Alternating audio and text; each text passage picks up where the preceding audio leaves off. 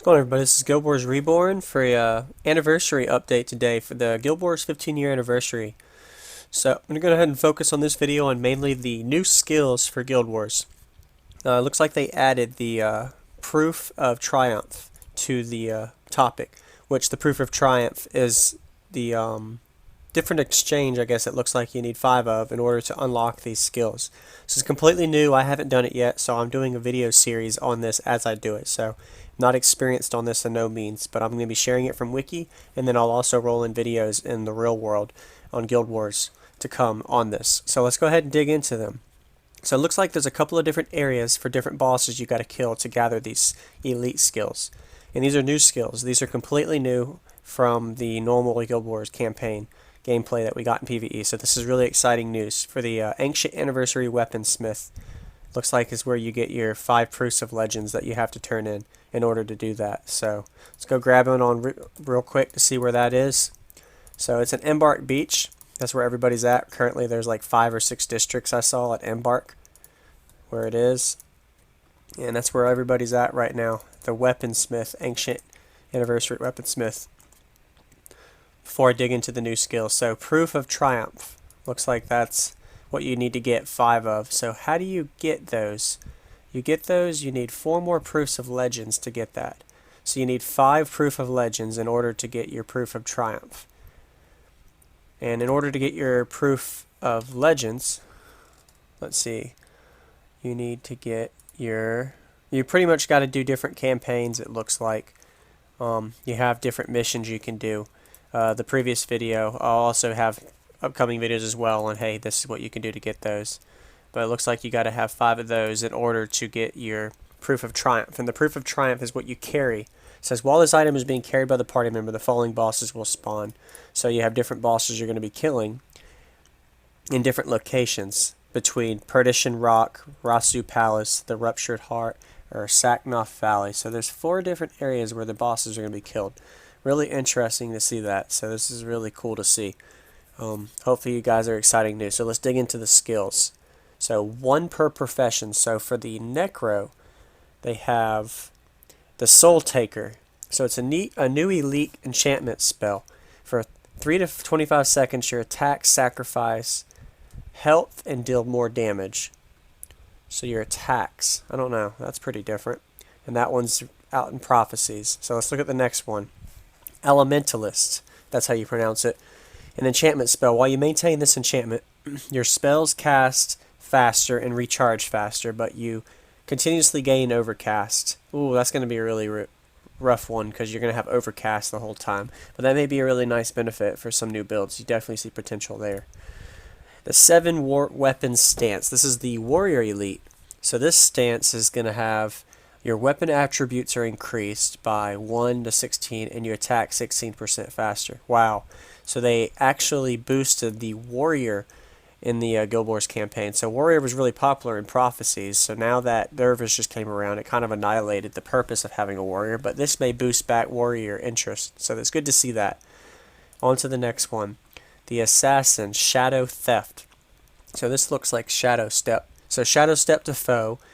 And up to those seconds, that foe's attributes are reduced by and increased by your attributes. Now that's a really good elite skill, to be honest, especially if you're trying to raise like extra damage on a dagger for your assassin. So that's really interesting. So it seems like all of these are PvE based elite skills that they added, so you can't actually use them in PvP, which is saddening, but at least we have the elite skills to trial and try. So it'll be fun. Weapons of 3 Forges for the Ritualist.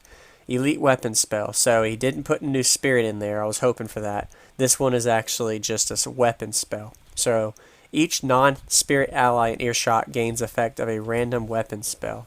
That's a really interesting one. So a random weapon spell for each non-spirit ally. That's going to have to be a new try that I'll have to see how that works out. Alright, Judgment Strike for the monk. So it is a divine favor. Attack target and adjacent foes. Each attack that hits deals holy damage and knocks down attacking foes. That's not bad. That's really similar to the Signet one, it seems like. So that was another one for the monk. Alright, now on to the Paragon for leadership. So target non-spirit allies gain attributes. The echo is reapplied every time a shout or chant ends. Oh, Paragons are going to be a lot more useful now on a lot of speed clears, it looks like, maybe. Sadly, it is leadership, so it does require Paragon to have that leadership gain. So this is going to be a really good elite skill for Paragons to carry now. It's awesome. It's definitely exciting to see they did that to the Paragon. So definitely Paragon and Warrior are two really positive ones that a lot of people hated on with Profession. It made me be able to bring a boost in the gameplay of Guild Wars. Alright, next one. Dervish. Everybody uses Dervishes for VOS, so we'll see. So you have 1 to 4 energy regeneration. The skill applies itself every time you use... oh, sorry. Excuse me. oh, excuse me. The skill reapplies itself every time you use a non-Dervish skill. So health, it's gonna be, I don't think that one's really too beneficial, to be honest, because Dervishes normally don't struggle much with your energy when you have high mysticism. So when you have high mysticism, maybe that might not be the best elite, but that should be some fun. Different chances of trying different Dervish builds out. Alright, on to the next one. The Ranger. So Rangers are really well known, especially as terror rolls and tanking. And also Barrage. Alright, so it says, all party members near you or near your pet deal additional damage with attacks and gain health regeneration. Together as one. So it looks like that's a really well supported Ranger ally support skill for your party members. So that's very interesting to see. Definitely an exciting elite skill you can use as a Ranger. So that's a really good boost. It seems like a lot of these skills are party supportive. Now on to the last profession, the Mesmer. Fast casting Mesmer, Time Ward. You create a Time Ward at your location, and non-spirit allies in this area cast faster, recharge skills faster. Oh. This may contradict Energy Surge. A lot of Mesmers use E-Surge or VOS. Or, yep, the other Mesmer elite skill. I can't remember the name. I've just got a blind moment. But this is definitely going to be a beneficial skill for some of the speed clears, dungeons, and runs. It's a really nice one. So it's pretty interesting they added a ward effect to this. So a lot of different opportunities that's going to be looking forward to in the Guild Wars Age today. As of this update for 2020, April 22nd, hitting 15-year anniversary. So I hope you guys learned something out of this update. For the ones that haven't been on Guild Wars yet but getting to see my video, go ahead and hit that like button, subscribe if you haven't, and check out Wiki before you dig into asking questions, and stay tuned for more videos that I'll be able to supply as I learn all of these different skills as well as the other things that Guild Wars is offering from the 15-year anniversary. So it's really exciting times. Proof of Triumph. You can exchange, as I showed you in Guild Wars, with 5 Proofs of Legends at Embark Beach. You get your Proof of Legends through doing missions. So all this stuff you can just look up on Wiki.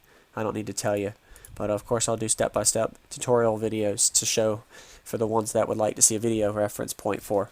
Not the best at it, but I'll be glad to share. So hope you guys enjoy the video. Stay tuned for more Guild Wars footage, and I'll see y'all in the upcoming videos later. So I found this screenshot on my legit Facebook group, so I figured I'd share this at the end of the video so you guys can see a summary of what all the skills look like as well as what they are.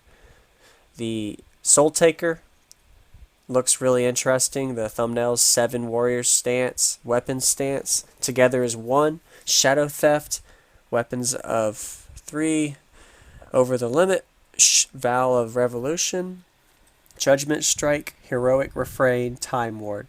So definitely a lot of unique different skills, and you can look at the attributes on this. So I figured I'd add this at the end of the video for the ones that would like a summary of, hey, what is everything in just one picture that is new for elite skills. So it's awesome to see this that Guild Wars brought to the Guild Wars community for their 15th anniversary.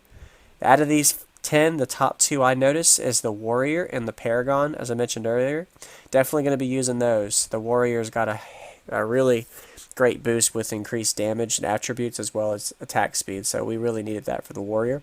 And then for the Paragon with the big ally support system where every ally gains additional attributes to the whole ally, and of course it renews anytime there's a shout or chant that ends. It's going to be a really good beneficial skill for additional damage boost for parties. So should be awesome to use as well for your heroes if you're using a Paragon as your main. just make sure you use leadership, so Paragon is most beneficial there. Anyway, I'll stop baffling. Stay tuned for more videos. Hope this helped you guys in this summary at the end. And I'll see you all in the next video.